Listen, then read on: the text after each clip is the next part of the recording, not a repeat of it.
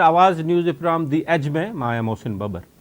अॼु असां टे मुख़्तलिफ़ मामलनि ते ॻाल्हि ॿोल कंदासीं। सदाईं जीअं असां पंहिंजे प्रोग्राम में टे सेगमेंट खणंदा आहियूं, हुननि जे मुख़्तलिफ़ पासनि ते ॻाल्हि ॿोल करण जी कोशिशि कंदा आहियूं। अॼु हिकु ॿिए मामले ते ॻाल्हाईंदासीं जंहिंमें अॼु PTI जो जेको अॻूणो चेयरमैन आहे उन तरफ़ां हिकिड़ो ट्वीट कयो वियो आहे। पंहिंजो पार्टी जेका आहे उन्हनि हिकिड़ो पॉलिसी स्टेटमेंट जारी कयो ऐं उहो तकरारी आहे। हमेशह असां ॾिठो आहे त तकरार जनम वठंदो रहंदो आहे, पर हिन में जो तकरार इहो आहे त रियासत हिकिड़ो फ़ैसिलो कयो आहे, फेडरल गवर्नमेंट हिकिड़ो फ़ैसिलो कयो आहे जेको सिंध जे दिलि जे माण्हुनि वटां फ़ैसिलो आहे ऐं मां सम्झां थो उन फ़ैसिले जे करे सिंध में तमामु सराही जो इज़हार कयो पियो वियो हर हंधा ऐं ख़ुदि आर्मी चीफ साहिब जे लाइ ऐं उन्हनि जेके असांजा इदारा आहिनि हुननि जे लाइ हुनजी सपोर्ट में सिंध जा माण्हू हर माण्हू सिंध जो माण्हू बीठो त जीअं जेके ग़ैर क़ानूनी परॾेही आहिनि उन्हनि खे सिंध मां कढियो वञे, ग़ैर क़ानूनी परॾेहिनि खे ऐं ख़ुदि जेके पनाह वरितल आहिनि उन्हनि खे बि कढियो वञे। जेके असांजे पाड़ेसरी मुल्क मां हिते आया हुआ उन्हनि खे वापसि मोकिलियो वञे ऐं उन में यूनाइटेड नेशन बि कोशिशूं कयूं, UNHCR जो इदारो हुननि बि काफ़ी साल अॻु में कोशिशूं कयूं, पर हीअ जेका पार्टी आहे इन्हनि तरफ़ां जी स्टेटमेंट आई आहे त हिन खे न कयो वञे, हुननि जी मुखालफ़त कई आहे। त इहो मसइलो तमामु अहम आहे ऐं इन ते जेका ॻाल्हि ॿोल आई आहे हिन जो ज़ाहिर आहे हिन जा सियासी तौर ते हुननि खे वॾी सपोर्ट मिलंदी। उहे माण्हू जेके हिते ग़ैर क़ानूनी तौर ते वेठल आहिनि ऐं उहे नथा वञणु चाहिनि सिंध मां बि को हज़ारनि में बि न को सवनि में माण्हू वापसि थी सघिया आहिनि अॼु ताईं जेको हिननि हुकूमत ऐलान कयो।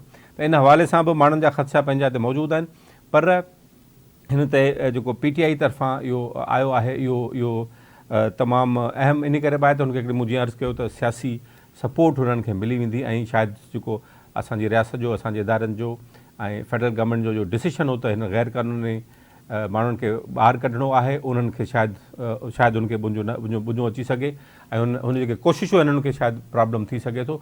आर्मी चीफ साहिबु पिशावर में पंहिंजी हिकिड़ी कॉन्फ्रेंस खे ख़िताब कंदे पंहिंजी मीटिंग में ख़िताब कंदे चयो हो इहे जेके ग़ैर क़ानूनी परॾे आहिनि पाकिस्तान जे लाइ मुश्किलातुनि में इज़ाफ़ो करे रहिया आहिनि। तंहिंजे करे रियासत जी हिकिड़ी वाज़े पॉलिसी आहे जेका सिंध जे दिलि जे माण्हुनि जे दिलि वटां आहे उन ते बि हाणे PTI साम्हूं अची वई आहे। असांखे इन हवाले सां असां ॻाल्हि ॿोल कंदासीं।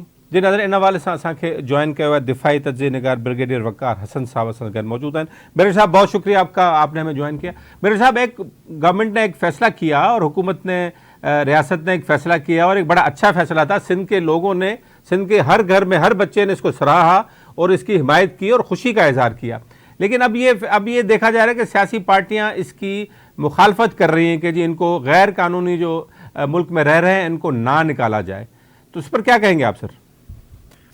जी आई थिंक ये सारी पावर पॉलिटिक्स है और वोट पॉलिटिक्स है। इसमें अगर तो आप रेफरेंस दे रहे हैं, पहले फरूतुल्लाह बाबर साहब चले गए कोर्ट में, उसके बाद जो है अभी PTI की लीडरशिप ने भी लंबा चौड़ा ट्वीट किया है और इसमें बड़े इस्लामी हवाले दिए। अगर आपको टाइम है तो मैं थोड़ा उन हवालों का आई थिंक जरूर जवाब देना चाहूंगा। जी ब्रिगेडियर साहब जरूर हम सुनना चाहेंगे। जी इन्होंने इस्लामिक पॉइंट ऑफ व्यू से कहा कि जी ये खुदा खासा पाकिस्तान ज्यादती कर रहा है। अच्छा, अगर आप देखें वांस की 3-4 बड़ी वेव आई हैं, लेकिन 2 जो हैं प्रोमिनेंट है। एक सोवियत यूनियन के टाइम पे जो 50 लाख तक तादाद चली गई थी और उसमें से भी 30 लाख अभी इधर ही है और तीसरी जनरेशन पैदा हो रही है। ये दूसरी बड़ी वेव आई, अमेरिकन इनकलाब हुआ 17.5 लाख जो है। सो अगर 17.5 लाख वापस जाते भी हैं तो 32 लाख अफगान की मेजबानी पाकिस्तान अभी तक कर रहा है और करता रहेगा इंशाल्लाह। सो सारे नहीं जा रहे, एक तो ये है। तो दूसरा जो है ये एक वर्ल्ड रिकॉर्ड है। आप कैलकुलेट कर लें कि 50 साल 50 लाख लेट्स इमिग्रेंट्स को अगर आप पनाह देते हैं, उनको इंटीग्रेट करते हैं। ये मुझे मिसाल दिखा दें पूरी दुनिया में, आप रोहिंग्या का देख लें, आप सीरियन रिफ्यूजी देख लें जो इराक और तुर्की में गए, यूरोप में इतनी बड़ी तादाद, even I don't think so कि यूक्रेनियंस की इतनी बड़ी तादाद, और फिर इतने अरसे तक, मतलब तीसरी जनरेशन यहाँ पैदा हो। तो हर लिहाज से ये पाकिस्तान ने आई थिंक मवाखात का सिस्टम एस्टेब्लिश करके दुनिया को दिखाया है कि जब किसी पे क्राइसिस आता है अपने भाइयों बहनों पे तो कैसे पनाह दी जाती है, उनको इंटीग्रेट किया जाता है। तो ये बिल्कुल अब्सर्ड लॉजिक है, चाहे PTI की है या पीपल्स पार्टी की है। फिर आ जाते हैं कि जी क्या इस्लामिक जो प्रिंसिपल्स हैं और ट्रेडिशंस हैं, जो रवायात हैं, सिर्फ पाकिस्तान ने उसको फॉलो करना है? हमने तो किया है। क्या जो है अभी ईरान ने 12 लाख रिपेट्रिएट किए अफगान पिछले 2 साल में, क्या वो अन इस्लामिक है? या तुर्की जब भी सीरियन रिफ्यूजीज उनको वापस भेज रहे हैं बिकॉज हालात थोड़े से बेहतर हुए हैं। तो ये सारी स्टेट्स अपना गार्ड करते हैं। आजकल मॉडर्न स्टेट सिस्टम है, या तो खिलाफत होती तो चले ठीक है आप कह सकते हैं, लेकिन एक मॉडर्न स्टेट सिस्टम में आपने एग्जिस्ट करना है और आपने सर्वाइव। और फिर क्या इस्लामिक जो रिवायात है उनका तालिबान पे कोई इतलाक नहीं होता। مسئلہ یہ ہے کہ اگر گھروں کو اپنے واپس جا رہے ہیں اور ان کو اتنا فیئر ہے بیکاز وہاں پہ ویمن رائٹس کا ایشو ہے, ان کی تعلیم کا ہے. دوسرا یہ جو 17.5 لاکھ جا رہے ہیں یہ بائی اینڈ لارج وہ لوگ ہیں جو اشرف غنی کی گورنمنٹ میں بڑی پرومننٹ جگہوں پہ تھے, مطلب ان میں سے جو آئی وڈ سے جو کرتا دھرتا تھے, اور اسی طریقے سے حامد کرزئی کی گورنمنٹ. تو بائی اینڈ لارج ان کی آپ کہہ لیں جو انٹیگریشن تھی امریکن سسٹم جو 20 سال وہاں پہ رہا, تو ان کو وہ فیئر ہے کہ طالبان ان کو پروسیکیوٹ کریں گے. ان میں غریب لوگ بھی ہیں لیکن ایلیٹ وہاں پہ زیادہ ہے. تو طالبان ایک اسلامک پرنسپل کے تحت اعلان کر دیں جنرل امنسٹی کا کہ ہمارے بھائی بہن آ رہے ہیں.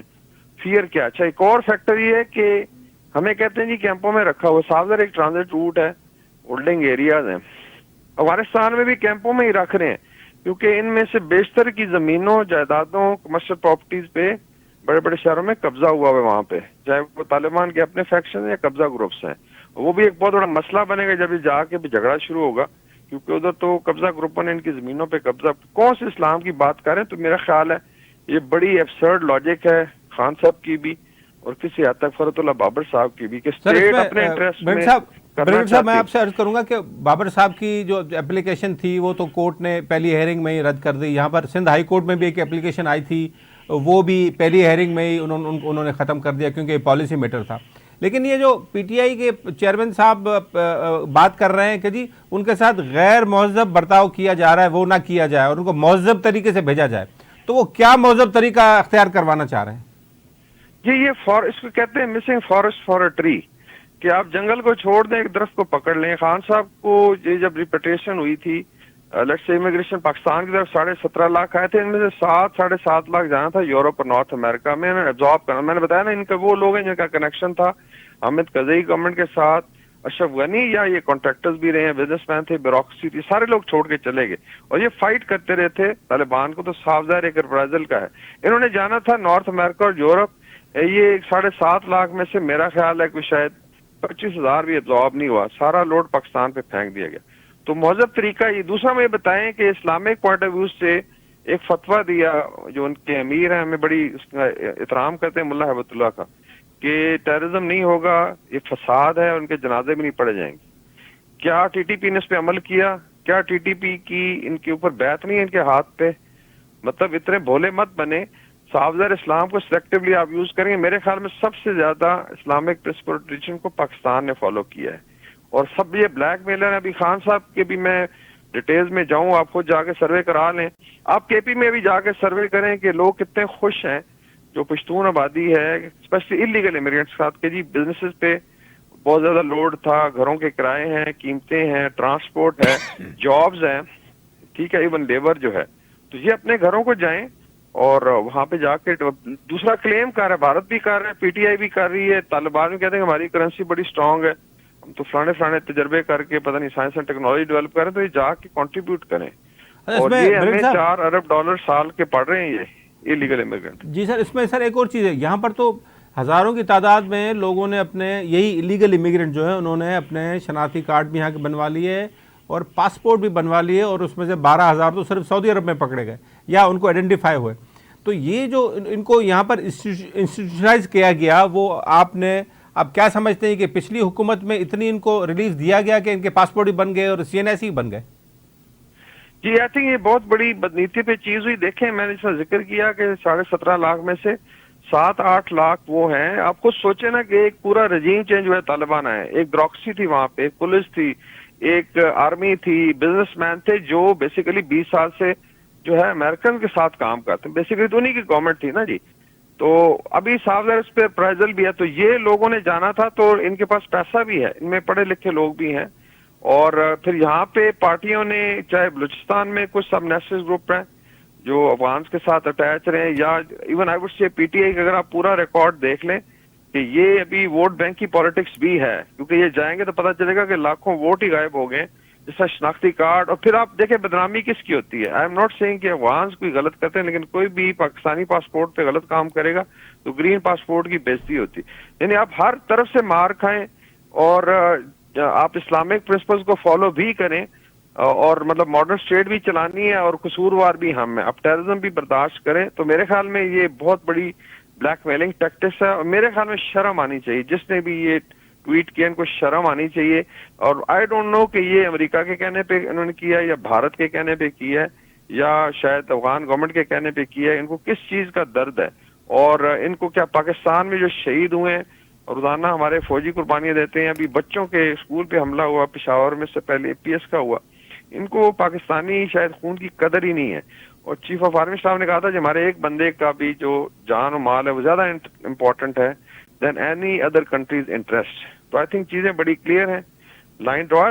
25% ریپیٹریٹ ہو چکے ہیں, انشاءاللہ یہ پروگرام رکے گا نہیں, یہ 17.5 لاکھ عزت کے ساتھ جائیں گے.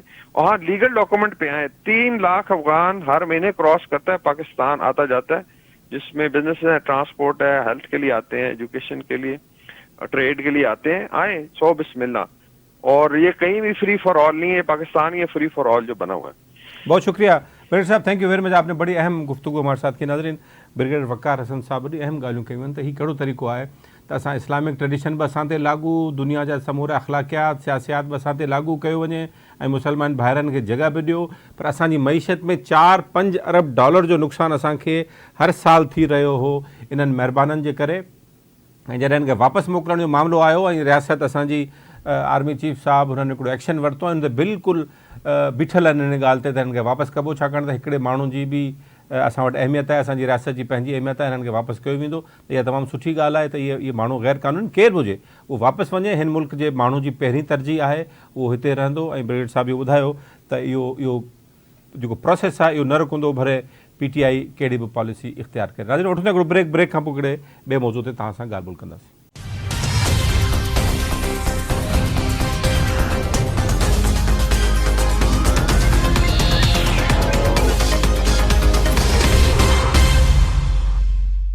नाज़रीन, वेलकम बैक.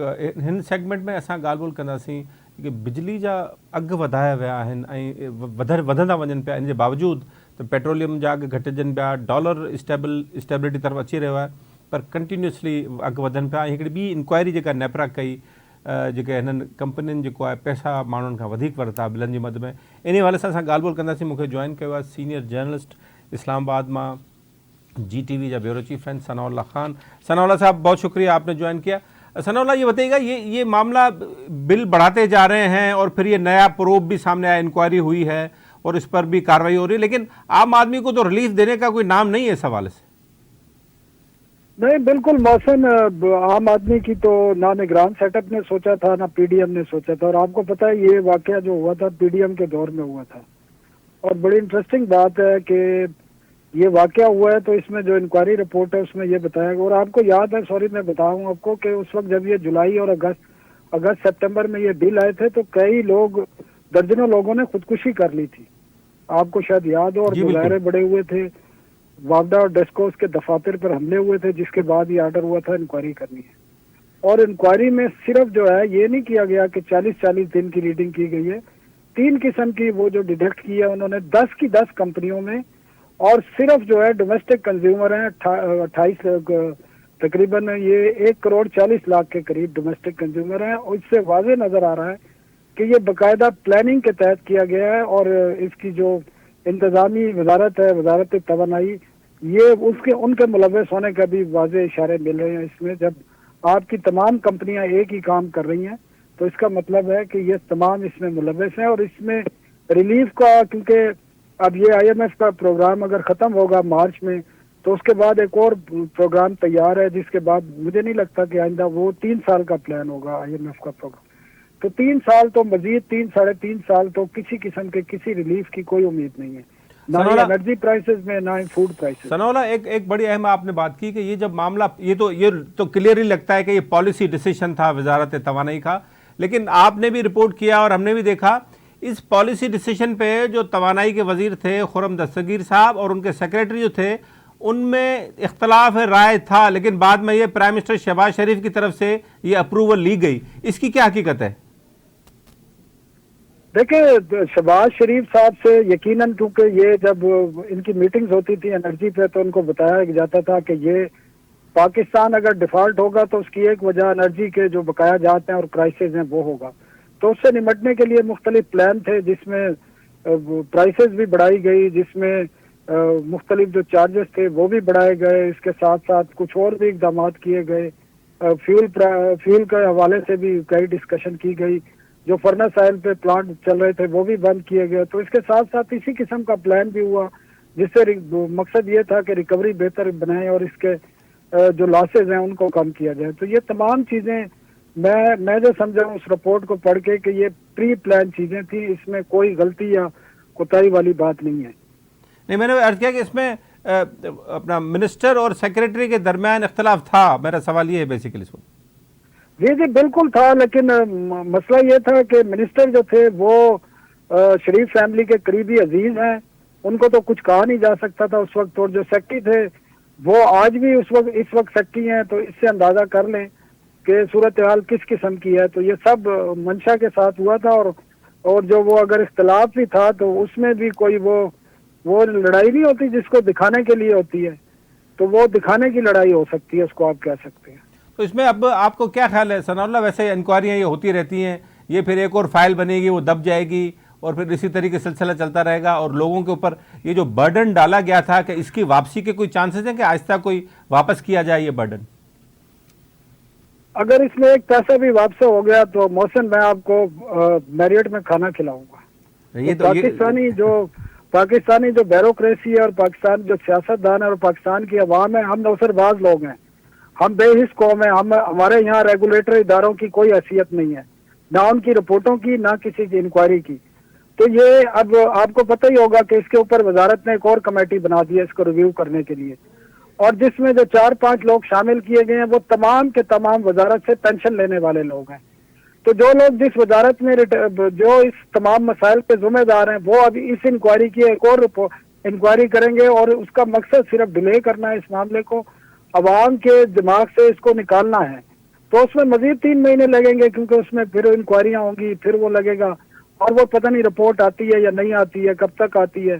تو یہ مجھے نہیں لگتا کہ پاکستان کے جو ڈومیسٹک کنزیومر ہے 1,40,00,000 ان کو کوئی یہ جو ایڈیشنل ریکوری جو ان پہ ڈالی گئی تھی اوور بلنگ میں, ڈیفیکٹو میٹرز میں, یا جو 40 دن کے ان کی ریڈنگ کی گئی تھی اس پہ کوئی واپس ہو جائیں گے. تو ثناء اللہ اس میں دیکھیں نیپرا ایک ریگولیٹر ہے, وہ تو ہمیں پتہ ہے, آپ کو بھی پتہ ہے کہ نیپرا کی کوئی اہمیت خاص نہیں ہے, وہ تو ایک پوسٹ آفس کا کردار ادا کرتے ہیں, باقی تو وہ کچھ کرتے نہیں ہیں. تو ان کے بھی جو چیئرمین صاحب ہیں وہ بھی تو خود ایک بیوروکریٹ ہیں. تو یہ سب آپس میں یہ جو نانی ویڑا انہوں نے بنایا ہوا ہے, یہ کیسے اس کو کیسے اپنا ان کو ٹیکل کیا جا سکتا ہے؟ محسن آپ کو بھی پتا ہے ہم 30 سال سے اسلام آباد میں اس پورے سیکٹر کو کور کر رہے ہیں اور دیکھ رہے ہیں. اصل میں پاکستان کا جو گورننس سسٹم ہے نا وہ بری طرح فلاپ ہو چکا ہے, وہ سروس ڈیلیوری کرنے میں ٹوٹلی فیل ہو چکا ہے. بلکہ اس میں جو بہتری تھی اگر آپ 47 سے پہلے دیکھیں گوروں کے دور میں تو اس کو بھی تباہ کر دیا گیا ہے. تو جب آپ انرجی سیکٹر, فائنانس سیکٹر اور ٹیکنیکل سبجیکٹ میں ڈی ایم جی افسران جن کو اسسٹنٹ کمشنر, ڈپٹی کمشنر لگتے ہیں, ان کو آپ ہیڈ لگائیں گے تو اس میں جو ایکسپرٹ ہوں گے انرجی کے ان کو کلرک بنا کے رکھ دیتے ہیں, نہ ان کی باتیں سنتے ہیں بلکہ وہ مافیاز کے ساتھ مل جاتے ہیں موسٹلی لوگ. تو آپ کو اپنا گورننس سسٹم چینج کرنا پڑے گا. آپ کا جو یہ ٹیکنیکل منسٹریز ہیں ان میں ترکی کی طرح یا چائنا کی طرح باقی ملکوں کی طرح ایکسپرٹ لانے ہوں گے جو ان اداروں کو, ان وزارتوں کو, ان ڈویژن کو ہیڈ کریں. یہ سول سروس کے لوگوں کے بس کی بات نہیں ہے, وہ تباہی کے ذمہ دار ہیں اس پورے سیکٹر کی. ثناء اللہ آپ سے آخری سوال, یہ جو آپ کہہ رہے ہیں کہ IMF دوبارہ آ رہا ہے مارچ میں, 3 سال کا پروگرام ہوگا, تو یہ بجلی میں کیا لوگ بجلی چلانا بند کر دیں؟ اب تو یہی ایک آپشن رہ گیا ہے کہ لوگ اپنا تاریں کنیکشن کٹوا دیں اور پھر وہی 500 سال پرانے اس میں چلے جائیں. تو یہی آپشن کے علاوہ کیا آپشن ہے غریب آدمی کے پاس اگلے 3 سال؟ دیکھیں محسن, جن کے پاس پیسے ہیں ان تمام نے جو ہے نا وہ لگوا لیے ہیں اپنا سولر سسٹم. تو جن کے پاس پیسے نہیں ہیں وہ مجبور ہیں, اور کنزمپشن, اور یہ پاکستان کی ہسٹری رہی ہے کہ جب بھی بجلی کے ریٹ بڑھتے ہیں نا تو چوری بڑھ جاتی ہے, لڑائی جھگڑے ہوں گے, دنگے فساد ہوں گے. تو یہ صورتحال جب ایک آدمی دے ہی نہیں سکتا یہ بجلی کا بل, تو آپ بتائیں اگر اس کو ٹیکسوں کے ساتھ ملا کے دیں تو 60 روپے سے اوپر کا یونٹ بن رہا ہے اس وقت. میرا ذاتی بل 305 یونٹ کا 17,500 روپے ہے. اس کو ڈیوائڈ کر لیں, آپ کو سمجھ آ جائے گا کیا ریٹ ہے. ثناء اللہ بہت شکریہ آپ کا, آپ نے بڑی اہم گفتگو ہمارے ساتھ کی. ناظرین, ثناء اللہ خان سینئر صحافی انرجی سیکٹر کے 30 سالن کا کور کن پیا اسلام آباد میں. اساں गॾिजी एनर्जी सेक्टर खे रिपोर्ट कयो, हू पंहिंजे दिलि जो हाल बि रिपोर्टिंग बि कनि पिया, पर पंहिंजो दिलि जो हाल ॿुधाइनि पिया त हुते छा थी रहियो आहे इस्लामाबाद में, कीअं जेके बाबू आहिनि हिन मुल्क में इहे जेके टेक्निकल उहिदनि ते वेठा आहिनि ऐं टेक्निकली मामलनि खे ॾिसनि पिया ऐं उहे फ़ैसिला कनि पिया ऐं उन फ़ैसिला आम माण्हू जे ख़िलाफ़ु अचनि पिया। हिकिड़ी ॿी अहम ॻाल्हि कई त जॾहिं रेट वधिया हुआ माण्हू पैसा न ॾेई सघिया हुआ त माण्हू ख़ुदकुशियूं कयूं हुयूं। अला करे ईअं न थिए त हाणे रेट वधनि ऐं रेट वधंदा ज़रूरु बिजली त माण्हू हाणे ख़ुदकुशियूं तरफ़ कोन वेंदा, ॿियो को इंतिहाई क़दम खणंदा जेको इंतिहाई बदकिस्मती हूंदी। आम माण्हू ख़ासि तौर जेके अफोर्ड नथा करे सघनि उहे बिजली जे अॼु असांजो पंहिंजो टीवी एंकर आहे, असांजो न्यूज़ एंकर आहे, असांजो साथी आहे, हुन ॿुधायोसीं मुंहिंजो 31,000 रुपया बिल आयो आहे। हिकिड़ी नंढी फैमिली आहे हुनजी, हुनजो 31, हुन ए सी बि न आहे लॻियल घर में, 31,000 रुपया हुनजो बिल आयो। चयो त मां किथां ॾियां, कीअं ॾियां, मुंहिंजो त पघार बि एतिरी कोन्हे। मूंखे ॿुधायो हीउ सिलसिलो केसीं ताईं जारी रहंदो, हीउ ज़ुल्म जो जेके माण्हुनि ते विझनि पिया। नज़र हाणे वठूं था हिकिड़ो ब्रेक खां पोइ हिकिड़े जेको कॉर्पोरेट एग्रीकल्चर फार्मिंग लाइ ज़मीन सिंध में ॾिनी वई आहे उनजे मुख़्तलिफ़ क़ानूनी आइनी ऐं सियासी पहलुनि ते ॻाल्हाईंदासीं। असां सां गॾु रहिजो।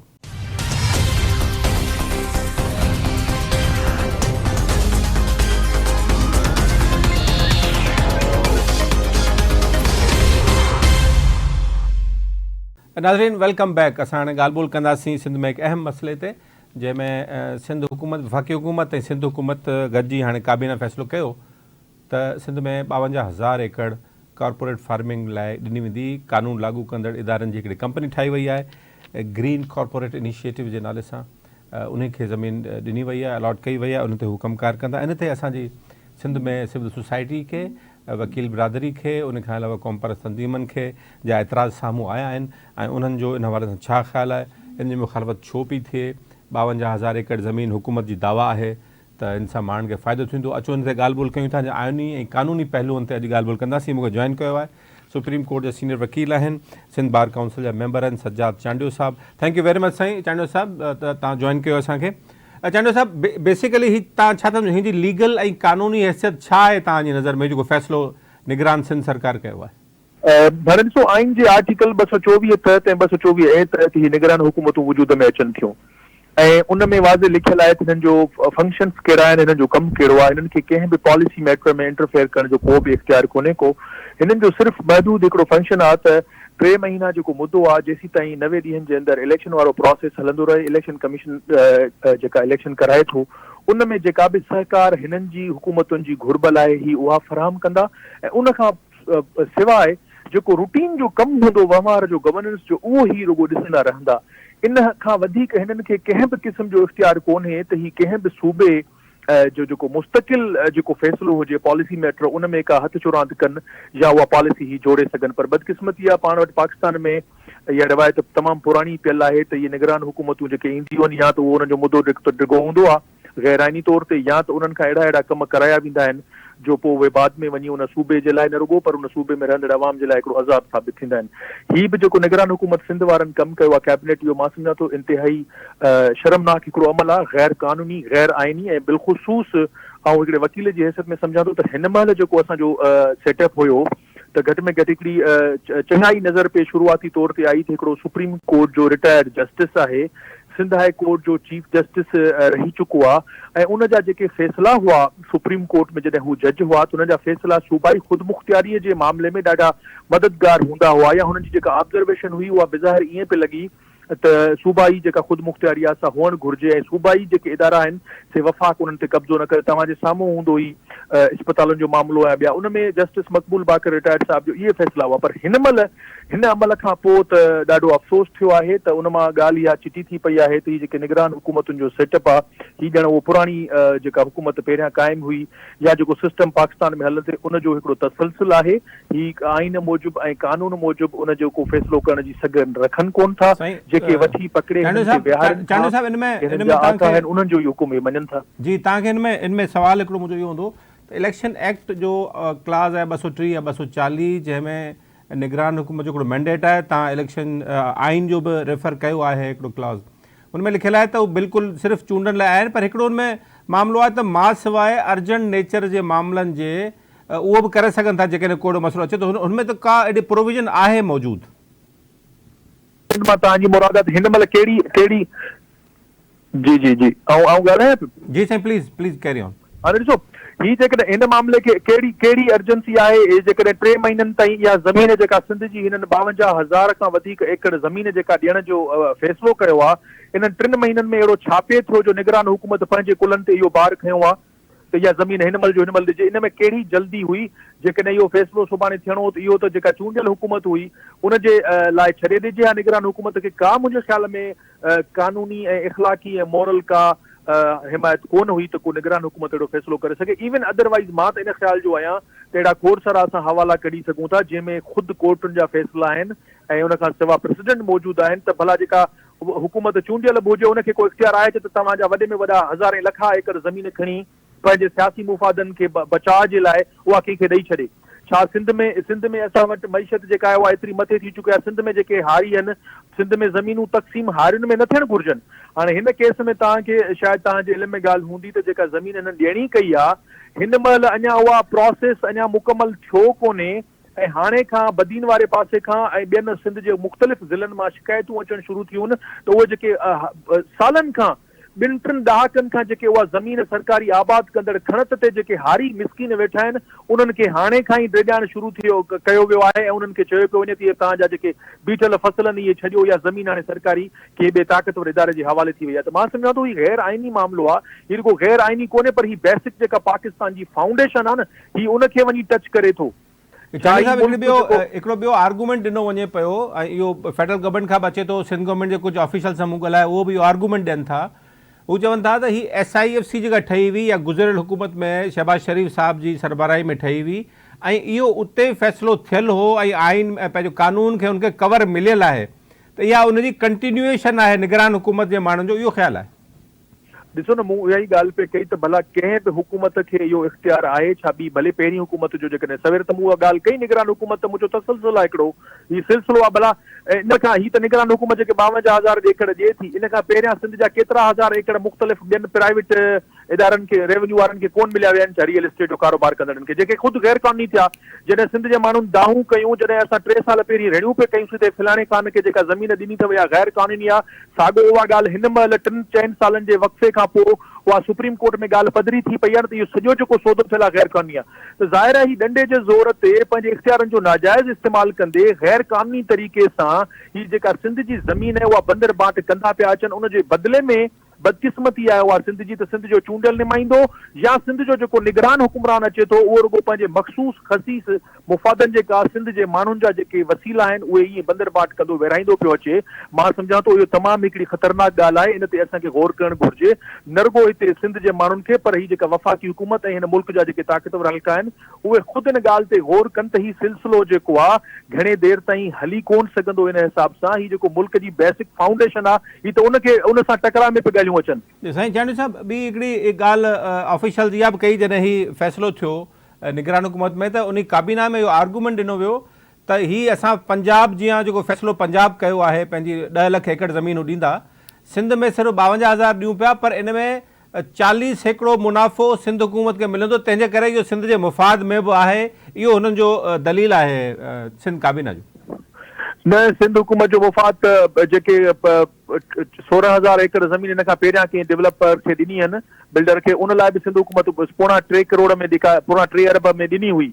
उन में बि सिंध हुकूमत लिखत में सुप्रीम कोर्ट में वञी चई आई जेका चूंडियल हुकूमत हुई उन्हनि जा नुमाइंदा उन्हनि जा वकील साहिबान त असांखे मुनाफ़ो आहे, इन में असांखे नुक़सानु कोन्हे। सो ही साॻे क़िस्म जो दलील आहे। ऐं इन में भला इन 40 एकड़ो ते बि आम हारी खे छो थी मिले?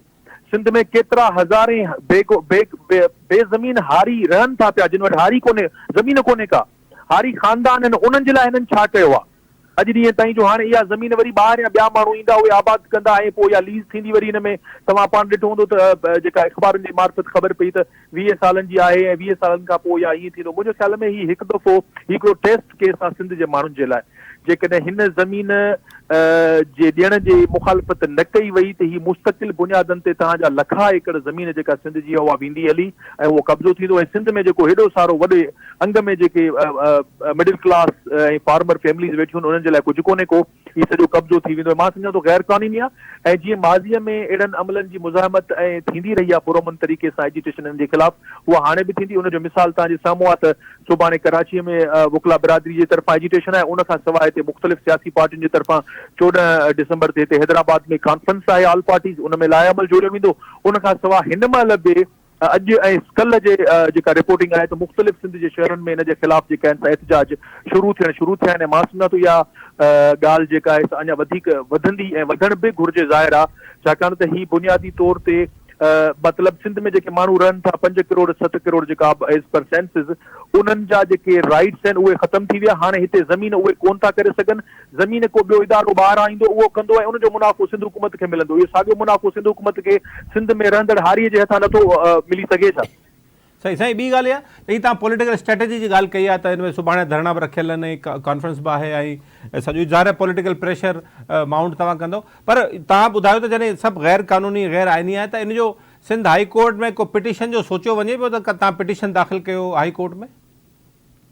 दोस्त वकीलनि जो काफ़ी हिकिड़ो हल्को आहे, उन में इहा अंडर डिबेट अंडर डिस्कशन ॻाल्हि गुफ़्तगू में हले थी पई। इन ते मुख़्तलिफ़ दोस्तनि जा मुख़्तलिफ़ राया आहिनि, ज़ाती राया आहिनि ऐं कुझु तजुर्बा आहिनि। असां सम्झूं था मुंहिंजी ज़ाती राय तो हतमी फ़ैसिलो जेको बि थिए अक्सर ते राय सां, पर मुंहिंजी ज़ाती राय आहे त मां नथो सम्झां त हिन मुल्क जूं अदालतूं अञा एॾियूं वॾियूं आज़ाद एतिरियूं घणियूं ताक़तवर थी चुकियूं आहिनि जो हेॾा वॾा जेके क़ौमी मामला आहिनि, ही त बिना सिंध जे अवाम जो मसइलो आहे, उन्हनि मां माण्हू एॾी घणी उमेद रखे त उहे वञी असांजे पाणीअ जो मसइलो, सिंधु दरिया जो केस या ही ज़मीनुनि जो केस वञी उकलाईंदा ऐं सिंध खे को उन मां फ़ाइदो मिलंदो। मुंहिंजी ज़ाती राय आहे त एतिरो घणो कोर्टुनि ते हा ज़रूर कोर्टुनि सां रुजू कजे, पर उन सां गॾोगॾु हर सूरत में अवामी जेका हिन में एजिटेशन आहे, अवाम जे तरफ़ां अवेयरनेस थिए, माण्हू उन जे ख़िलाफ़ मुज़ामत में अचनि, पोइ का ॻाल्हि वधीक बहितर थींदी। चांडे साहब, जो लाहौर हाई कोर्ट जो डिसीजन हो जस्टिस चट्ठा जो, उहो तमामु तारीख़ी डिसीजन आहे जेको पढ़िजे, उनजी ॿोली जेका आहे उहा उनमें इदारनि खे बि मना कयो आहे त तव्हां का बि कमर्शियल एक्टिविटी या ज़राअत जी एक्टिविटी नथा करे सघो। उनमें निगरान हुकूमत खे वाज़े तौर ते चयलु आहे त तव्हांजो इहो मैंडेट न आहे ऐं उन्हनि ज़मीन पंजाब में वापसि कराइण जो फ़ैसिलो ॾिनो, पर लाहौर जे डिवीज़न बेंच उन फ़ैसिले खे मुअत्तल करे छॾियो। तव्हां छा था सम्झो त इन मां को मदद मिली सघंदी तव्हांखे? ॾिसो ज़रूर, मूं तव्हां सां जीअं सवेर ॻाल्हि कई, मूं इहा ई ॻाल्हि कई त कोर्टुनि मां असां घणी एॾी उमेद नथा रखूं हिननि हेॾनि वॾनि मामलनि में, छो त बदकिस्मतीअ सां असांजो अदालती सिरिश्तो अञा एतिरो घणो आज़ादु ऐं ख़ुदि मुख़्तार न थी सघियो आहे। तव्हांखे ॿियो ऐं इन में वधीक हिकिड़ी ॻाल्हि कंदो न, इहो जीअं फ़ैसिलो मुअत्तल थी वियो, मतिलबु अञा फ़ैसिले ते अमल दरामद त परे जी ॻाल्हि आहे, फ़ैसिलो आयो 5 ॾींहंनि खां पोइ अपील दाख़िल थी, अपील में इहो फ़ैसिलो सस्पेंड लॻो पियो आहे। इन खां पाण आगाह सम्झी सघूं था त इहो हतमी फ़ैसिलो कहिड़े पासे वेंदो। इन खां पहिरियां 2018 में या 17 में बलोचिस्तान जी larger bench, Balochistan high court जे 5 जजनि उन वक़्त जे चीफ जस्टिस समेत, उन्हनि इहो साॻी नोयत जो फ़ैसिलो ॾिनो हुयो, साॻे इदारे मुतलिक़ त इन इदारे खे को बि इख़्तियार कोन्हे त ही हिते रियल एस्टेट जो कारोबार करे ऐं घर अॾे ऐं घर जो विकिरो करे। उहो फ़ैसिलो उते बलोचिस्तान हाई कोर्ट जो हफ़्ते ऐं महीने जे अंदरि मुंहिंजे ख़्याल में उहो सुप्रीम कोर्ट में चैलेंज थियो, उनजी बि साॻी नतीजो निकितो, उहो मुअत्तल थी वियो। त मुख़्तलिफ़ सूबनि जूं कोर्टूं इन इदारे बाबति अहिड़े क़िस्म जा फ़ैसिला ॾींदियूं रहनि थियूं। ज़ाहिरा कोर्ट जेको फ़ैसिलो ॾिए थी उहा कोर्ट त आइन ऐं कानून खे ॾिसी करे फ़ैसिलो करे थी न, जेको तव्हां पाण जे फ़ैसिले जो ज़िक्र करियो था, केॾो शानदार फ़ैसिलो रखियल आहे, उन में त उन्हनि कानून जा आइन जा हवाला ॾिना आहिनि। त आइन पाकिस्तान जो जेको मौजूदा आइन आहे, उन आइन में किथे बि हिकिड़ो अहिड़ो को आर्टिकल कोन्हे जेको इन क़िस्म जो कारोबार करण जो हिननि खे इख़्तियार ॾिए। पर मां सम्झां थो जेका ॻाल्हि आऊं हिकिड़ी रुॻो तव्हांजी इजाज़त सां करणु चाहींदुसि त ही इन क़िस्म जे कमनि में एॾे वॾे इदारे खे मुलविस करणु ख़ुदि मां न सम्झां थो त का मुल्क सां हमदर्दी कोन्हे का, त तव्हां उनखे माण्हुनि जे साम्हूं करे छॾियो। हाणे माना जेके ज़मीन आबाद कंदड़ हज़ारा ख़ानदान आहिनि जेके वेठा आहिनि गुज़िरियल 3 ॾहाकनि खां उन ज़मीननि ते पंहिंजा घर ठाहियो, तव्हां उन्हनि खे उथारींदव, तव्हां उन्हनि खे लॾाईंदव, तव्हां उन्हनि खां उन्हनि जो रिस्क फुरींदव, त उन्हनि जो रियासत ॾांहुं रवैयो कहिड़ो वञी जुड़ंदो? साईं, हिन में आख़िरी साईं, तव्हां इनमें जुरिसडिक्शन जो इशू थी सघंदो? अञा सिंध हाई कोर्ट जो अहिड़ो को फ़ैसिलो साम्हूं न आहे, तव्हां बलोचिस्तान जी ॻाल्हि कई आहे, तव्हां लाहौर जी बिल्कुलु फ़ैसिला मौजूदु आहिनि ऐं वाज़े आहिनि, त उहे छा असां वटि इम्प्लीमेंट करणु हवाला त ॾेई सघजनि था, पर छा उनजो जुरिसडिक्शन जो उनखे खणी करे जुरिसडिक्शन जो इशू थी सघे थो? न, ॾिसो जुरिसडिक्शन जो हिते ज़ाहिर आहे सिंध में जेको सिंध हाई कोर्ट जी हदुनि जे अंदरि जेको अमल थिए थो, उहो चैलेंज त ज़ाहिर आहे असांखे सिंध हाई कोर्ट में करणो पवंदो, जेको उनजो आइनी दायरा इख़्तियार आहे। उन में आर्टिकल 199 तहत हिते का पिटीशन दाख़िल करे सघिजे थी ऐं इन्हनि ॿिन्ही केसिस जा हवाला ॾेई सघजनि था। इन खां सवाइ ऐं तव्हांखे हिकिड़ी ॻाल्हि ॿुधाईंदो हलां त हिकिड़ो ताज़ो फ़ैसिलो थियो आहे सुप्रीम कोर्ट में, जेको जंहिंमें ख़ुदि हिन साॻे इदारे जी का अपील दाख़िल थियल हुई त हिननि खे मना कयो वियो हो इन इदारे खे त तव्हां ही बिल्डर वारो जेको कमु आहे नथा करे सघो। उनजे ख़िलाफ़ हिननि कैंटोनमेंट बोर्ड हिकिड़ी अपील दाख़िल कई, उहा अपील हिननि जी रद्द थी आहे, त सुप्रीम कोर्ट हेठियों फ़ैसिलो हिकिड़ो बहाल रखियो आहे। सो मां सम्झां थो त करे सघिजे थी ते पिटीशन पाराए हाणे कोर्टुनि जे हाल खां वाक़ुफ़ आहियूं त उहो केतिरो बार खणी सघनि थियूं हिन मामले में। वॾी महिरबानी साईं सजाद चांडियो साहब, तव्हां असांखे पंहिंजे ओपिनियन सां आगाह कयो। नाज़रीन, सजाद चांडियो सीनियर लॉयर आहिनि सुप्रीम कोर्ट में, ऐं हू ॿुधाइनि था त आइनी ऐं क़ानूनी जंग विढ़ण समेत सियासी फ्रंट ते बि मोर्चा बंदि थी रहिया आहिनि ऐं सुभाणे खां वठी इन हवाले सां मुज़ाहिरा ऐं सिलसिलो बि जारी आहे। हिकिड़ो क़ानूनी आइनी मामिलो आहे, एडमिनिस्ट्रेटिव इशू पंहिंजी जाइ ते आहे, पर बहरहाल सियासी इशू हिकिड़ो थींदो वञे पियो। सिंध हुकूमत जो ऐं निगरान हुकूमत जो जेको ओपिनियन उहो बि तव्हांजे आॾो रखियोसीं। माण्हुनि खे उतां लॾायो वञे पियो या हुननि सां ॻाल्हि ॿोल कई वञे पई। जेकॾहिं सिंध हुकूमत ऐं निगरान हुकूमत ऐं इदारा असांजा वाक़ई बि इन हवाले सां को कमु करणु चाहिनि था ऐं बहितर करणु चाहिनि था त हिन में ट्रांसपेरेंसी आणणी पवंदी, ही शफ़ाफ़ियत आणणी पवंदी। सिंध जे माण्हू सियासी हक़ आहे, उन्हनि जो जमहूरी हक़ आहे, हू पंहिंजी हिकिड़ी जंग विढ़णु चाहिनि था, क़ानूनी आइनी उन्हनि जो हक़ आहे, कोर्ट में वञनि था, हू सियासत में सियासी प्रेशर ज़रिए इहो पंहिंजो ॻाल्हि ॿुधणु चाहिनि था त इंगेज त थियणो पवंदो। ईअं ही फ़ैसिला वाक़ई बि मसइलनि जो शिकार थींदा ऐं हिन में शफ़ाफ़ियत अञा ताईं साम्हूं नाहे अची सघी। सजाद चांडियो साहब सां गॾु मौजूदु आहे। नज़र हिन मामले ते असां हिन जे मुख़्तलिफ़ एंगल्स ते ज़रूरु ॻाल्हाईंदासीं। हिकिड़ो ॿियो एंगल बि तमामु घणो अहम आहे। हिन में सिंध हुकूमत जी जॉइंट मैनेजमेंट जी ॻाल्हि कई हुई हुई, उहा केतिरे क़दुरु सही आहे, इहे सभु शयूं डिस्कशन में ईंदियूं। बहितर आहे ही मामला हींअर ई सेटल थियनि, अॻिते हली वधीक शिदत न इख़्तियार कनि। अॼोके प्रोग्राम में मोहसिन बबर खे इजाज़त ॾींदा। सदाईं गॾु।